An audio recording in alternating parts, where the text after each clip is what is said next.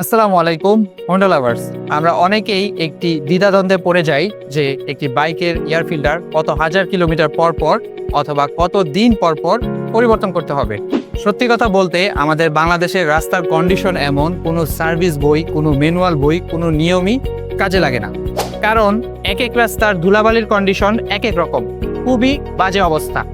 এই রাস্তার কন্ডিশনের উপর ডিপেন্ড করে আপনি কোন এলাকায় বাইক চালাচ্ছেন তার উপর অনেকটা নির্ভর করবে আপনার বাইকের এয়ার ফিল্টার কত হাজারে পরিবর্তন করতে হবে।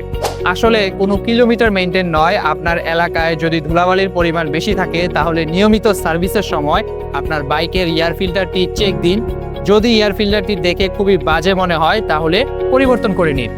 এয়ার ফিল্টার সাধারণত কোনো কিলোমিটার মেইনটেইন করে পরিবর্তন করা সম্ভব নয়। আপনার এলাকার ধুলাবালির ওপর নির্ভর করবে আপনার বাইকের এয়ার ফিল্টারটি কত হাজারে পরিবর্তন করতে হবে।